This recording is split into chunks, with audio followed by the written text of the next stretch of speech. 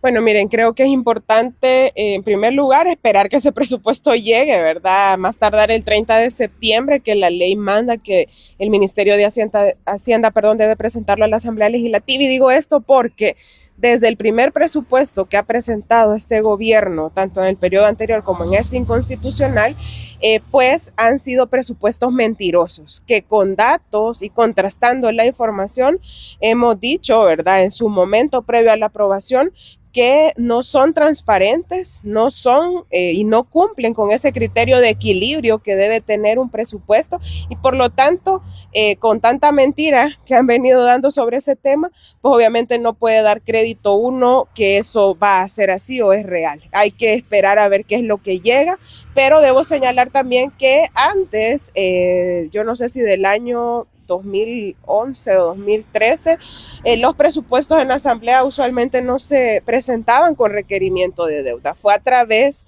de una sentencia que después tuvo que hacerse bajo ese mecanismo.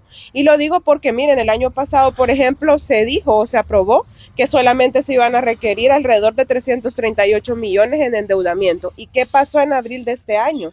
La Asamblea Legislativa aprobó 1.000 millones, emitir 1.000 millones de deuda en títulos valores. Por lo tanto, no es lo mismo los 300 que los 1.000 que aprobaron. Por lo tanto, hay que esperar porque sin duda no nos están diciendo todo. Creo que eso obedece más que todo a tratar de mandar un mensaje o una percepción de que se está haciendo ajustes, ¿verdad? Para ordenar las finanzas públicas, cuando en la práctica vemos que eso no es cierto, no hay un esfuerzo real por priorizar en el gasto. Y como al final sabemos que hay requerimientos o condiciones por parte, por ejemplo, del Fondo Monetario para poder llegar a un acuerdo como este tipo de decir que ya no se sigue endeudando por otra vía, ¿verdad? Hay que esperar. Yo al menos en eso no doy crédito porque ya lo hemos visto, ¿verdad? En la práctica, en los otros presupuestos que nos han mentido, que no son transparentes y no puedo decir que no vaya a ser así en esta ocasión. Puede que sea y con ese anuncio pues obviamente no hay certeza que eso vaya a ser así. Anabel, siempre con el presupuesto, imaginemos que si es financiado por fondos del Estado, ¿cuáles podrían ser las opciones que podría tocar el Estado para poder financiarlo y no recurrir al fondos internacionales? Bueno, en este caso hay que recordarnos que otras fuentes de financiamiento, obviamente la principal, por un lado, es los ingresos por impuestos, ¿verdad? Por contribuciones especiales que nuestra población hace, con mucho esfuerzo, hay que decirlo, que sigue careciendo y que con este gobierno incluso se ha hecho más injusto porque en lugar de avanzar en una política tributaria progresiva, que quiere decir con aquella premisa de que que pague más el que tiene más, acá vemos cada vez que se va por la otra vía de perdonarle impuestos a los que tienen la posibilidad de pagar, pero negarse, por ejemplo, a quitar el IVA a la canasta básica que beneficiaría a la mayoría de población. Entonces uno dice, ¿qué otras alternativas de financiamiento van a haber? Cuando también es alarmante pensar en que otro de los requisitos o condiciones que usualmente pone instituciones como el Fondo Monetario es incremento de impuestos, pero no impuestos progresivos como debería de ser, sino que regresivos, como es el caso de incrementos al IVA, que sigue siendo uno de los impuestos que más aporta a los ingresos públicos. Por lo tanto, eso es lo que habría que ver, ¿verdad? Si dicen que no va a haber requerimiento de deuda, ¿de dónde más es que van a financiar el presupuesto del Estado? Porque esa es otra vía, o también la deuda de corto plazo, los letes y los setes, que terminan siendo deuda que se supone debe pagarse en periodos cortos, ¿verdad? De un año, que hay que decirlo que este gobierno ha incumplido en muchas ocasiones los mismos límites que ellos establecen en los presupuestos, de que no sea más del 25%, y lo incumplen y sigue siendo otro mecanismo de financiamiento para los presupuestos. Por lo tanto, hay que estar al tanto, ¿verdad? Y como repito, al menos siempre nos han mentido en torno a los presupuestos. Hay que ver también esto que no puedo dejar de mencionar con los despidos de las instituciones, porque por un lado se trata de mandar la señal o se trata de decir estoy cumpliendo con esto de ajustar, ¿verdad? De hacer menos carga, en este caso con salarios y otras cosas, pero por otro lado los vemos siempre despilfarrando el dinero público en cosas que no son prioritarias. Por lo tanto es importante estar atentos y atentas porque, como lo repito, otra de las principales fuentes de financiamiento de un presupuesto de Estado son los impuestos que pagamos todos y todas. y que hay que señalar que para la gente, que es la que menos gana, representa el 50 o 51% de su salario, de sus ingresos, el pago de impuestos, cuando la gente que tiene mayores ingresos le representa quizás un 25%, por lo tanto es una injusticia, ¿verdad? Y por eso digo, habrá que ver a qué se refiere o cómo van a tratar, si es que si será que yo ya lo digo que no me lo creo, ¿verdad? Por lo que hemos visto en los otros presupuestos, que vaya a ser así como se anunció en esa cadena. Anabel, siempre ahora en temas de los partidos políticos, específicamente del partido FMLN, dos preguntas de manera concreta. ¿Cuál es el futuro del partido? Y si hay divisiones internas. Bueno, creo que en este momento estamos en el momento justo de la definición de estrategia, ¿verdad? Y de plan de trabajo para este próximo periodo.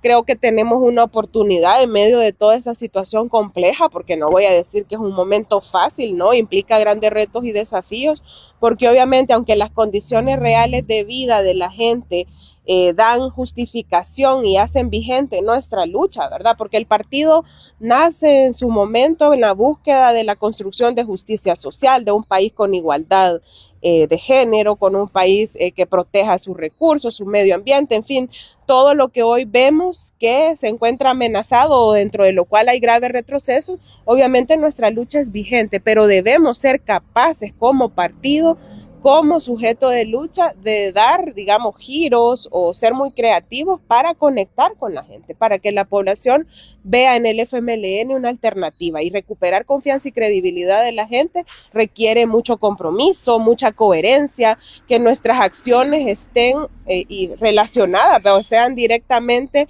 relacionadas a lo que nosotros definimos ser como partido de izquierda, y creo que partiendo de ahí, pues obviamente tenemos un gran reto y desafío, pero como digo, lo veo como una gran oportunidad.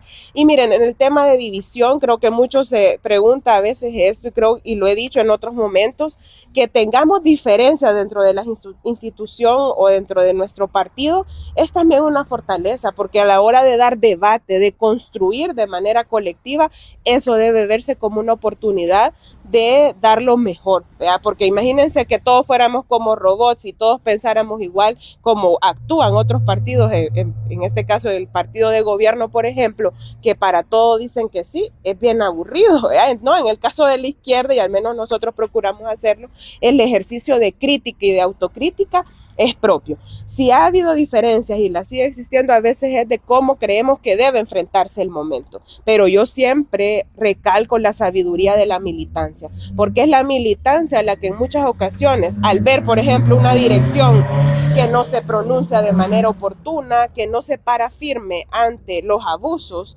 del régimen autoritario que hoy gobierna, es la misma militancia la que va exigiendo que actuemos de forma coherente. Y yo sé que así lo va a hacer en este momento, en aquellos momentos que lo requieran.